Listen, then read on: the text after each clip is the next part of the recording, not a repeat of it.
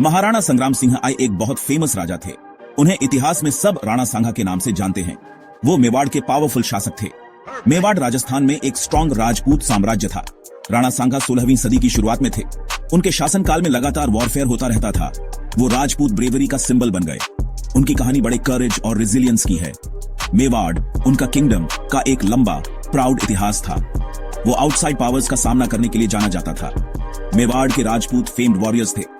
वो ऑनर और शिवलरी का एक स्ट्रिक्ट कोड मानते थे। ये वॉरियर ट्रेडिशन उनके कल्चर में गहरी बसी हुई थी। राणा सांगा ने इस फियर्स स्पिरिट को पूरी तरह अपनाया। वो इस हीरोइक लैंड के सच्चे सपूत थे। उनके लीडरशिप ने मेवाड़ की प्रेस्टीज को और बढ़ाया। राणा सांगा ने एक फॉर्मिडेबल रेप्यूटेशन कमाई। उन्हें लोगों को एक करने वाले महान यूनिफायर के रूप में जाना जाता था। कई राजपूत चीफ्स गाइडेंस के लिए उनकी ओर देखते थे।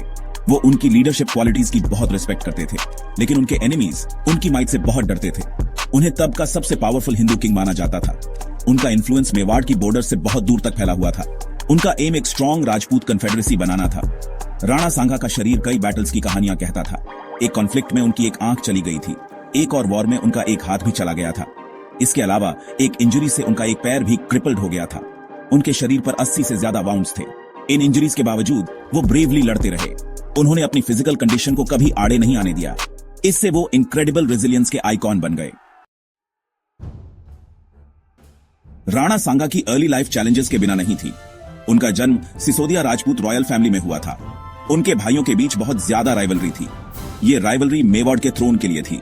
उनका महाराणा बनने का पाथ मुश्किल था। उन्हें कई ऑब्स्टिकल्स और डेंजर्स को पार करना पड़ा।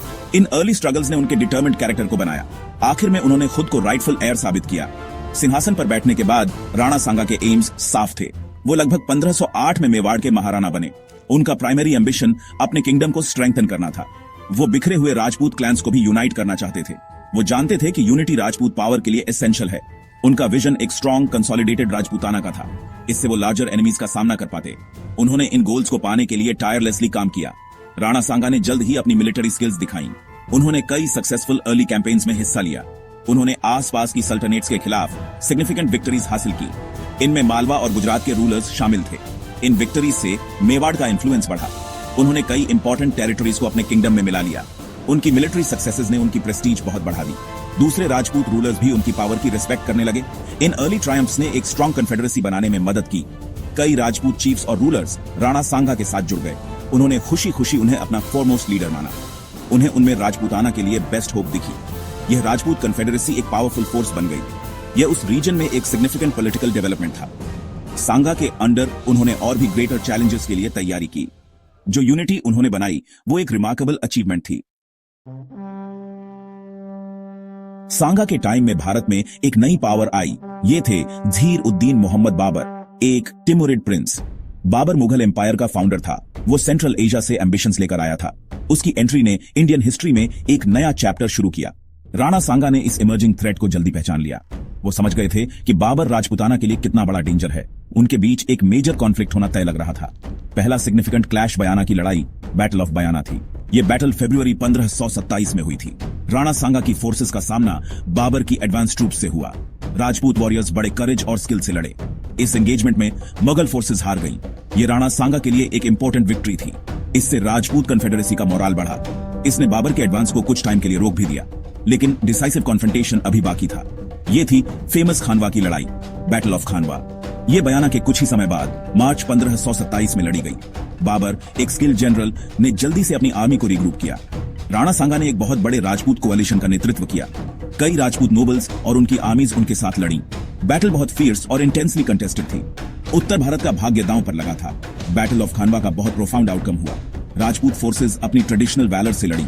उन्होंने मुगल्स के खिलाफ इनक्रेडिबल ब्रेवरी दिखाई, लेकिन बाबर की आर्मी के पास कुछ की एडवांटेजेस थे। उसने इफेक्टिवली गन पाउडर, कैनन्स और न्यू टैक्टिक्स का इस्तेमाल किया। उसकी टुगलुकमा स्ट्रेटजी खास तौर पर इफेक्टिव थी। राणा सांगा बैटल के दौरान सिवियरली वाउंडेड हो गए। अल्टीमेटली खानवा में राजपूत कन्फेडरेसी हार गई। खानवा की डिफीट के बाद भी सांगा झुके नहीं। हार से उनका वॉरियर स्पिरिट बिल्कुल भी टूटा नहीं था। उन्हें बैटलफील्ड से अनकॉन्शियस हालत में ले जाया गया था। रिकवरी होने पर उन्होंने फाइट जारी रखने का प्लान बनाया। उन्होंने कसम खाई कि वो अपनी कैपिटल चित्तौड़ तब तक नहीं लौटेंगे जब तक वो बाबर और मुगल्स को हरा नहीं देते। ये उनका इनक्रेडिबल डिटर्मिनेशन और प्राइड दिखाता था। उन्होंने एक बार फिर अपनी फोर्सेस इकट्ठी करनी शुरू कर दी। अनफॉर्चुनेटली राणा सांगा के प्लान्स अधूरे रह गए। खानवा के कुछ ही समय बाद 1528 की शुरुआत में उनकी डेथ हो गई। उनकी डेथ के एग्जैक्ट सर्कमस्टेंसेस पर डिबेट होती है। कुछ हिस्टोरिकल अकाउंट्स बताते हैं कि उन्हें पॉइजन दिया गया था। हो सकता है उनके अपने ही नोबल्स ने। शायद उन्हें बाबर के साथ एक और डेवस्टेटिंग वॉर का डर था। उनकी अनटाइमली डेथ राजपूताना के लिए एक बड़ा ब्लो थी। इससे मुगल पावर को चैलेंज करने की इमीडिएट प्रोस्पेक्ट खत्म हो गई। राणा सांगा ने राजपूत हिस्ट्री पर एक लास्टिंग इंपैक्ट छोड़ा। वो राजपूत रेजिस्टेंस का एक एंड्यूरिंग सिंबल बन गए। राजपूतों को यूनाइट करने की उनकी एफर्ट्स सिग्निफिकेंट थी। उन्होंने राजपूत शिवलरी और करेज के आइडियल्स को साकार किया। बाबर से हारने के बावजूद उनका स्ट्रगल भुलाया नहीं गया। उनकी ब्रेवरी ने आने वाली कई फ्यूचर राजपूत जनरेशंस को इंस्पायर किया। महाराणा प्रताप जैसे फिगर्स ने उनसे इंस्पिरेशन ली। उन्होंने दिखाया कि एकजुट होने पर राजपूत क्या अचीव कर सकते हैं। आज राणा सांगा को बड़े रिस्पेक्ट के साथ याद किया जाता है। उन्हें राजपूताना के ग्रेटेस्ट हीरोज में से एक माना जाता है। उनके लाइफ और बैटल्स को फोक सॉन्ग्स में सेलिब्रेट किया जाता है। बैलेड्स और लोकल टेल्स में उनके हीरोइक डीड्स का जिक्र है। वो राजपूत प्राइड का एक पावरफुल सोर्स बने हुए हैं। उनका नाम वैलर और सैक्रिफाइस का पर्याय है। वो अदम्य स्पिरिट का जीता जागता टेस्टामेंट है। उनकी लेगेसी आज भी भारत में लोगों को इंस्पायर करती है।